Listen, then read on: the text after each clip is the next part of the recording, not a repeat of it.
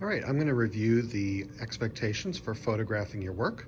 I have a horizontal piece here, a vertical piece, and a 3D piece to show you the different ways that we would take care of this.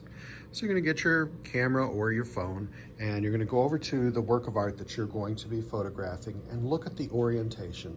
We call this horizontal because it's wider than it is tall, but if you take a photo from this angle, everything looks askew, and it's hard to tell if the proportions are right or not. The other problem with this is there's a lot of background and stuff around this that's kind of a waste of space.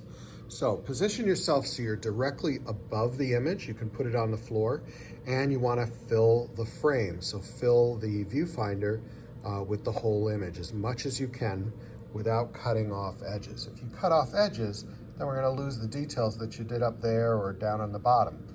So you do want to see the edges, but just a little bit like that, and then you can go ahead and take your photo.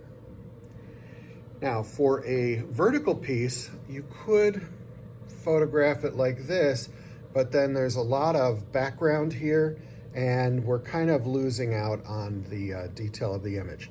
So you would go ahead and turn your camera and get as close as you can on the vertical image while still showing the edges, and then you could again take a photo, and you should be good to go that way. Now, if you do this and you change the orientation of your camera, you want to go back into the photo and then use a little editing where you just kind of turn it so it's back vertical. Because for an art teacher to grade it sideways becomes a little bit challenging. So for our 3D images, we would suggest that you get some kind of a background. You can use a piece of fabric, but avoid anything that's got a pattern. You want it to be very simple, so patterns are not going to be helpful for this, so get rid of that. But you could use a towel, you could use a sheet, you could use almost anything. I've got a couple sheets of paper.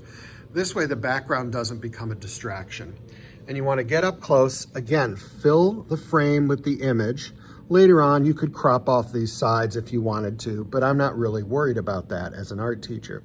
So we want to get a picture of the front, but then what about all the stuff that you did on the other areas? Well, you would go ahead and turn it around and then get another photograph of the back.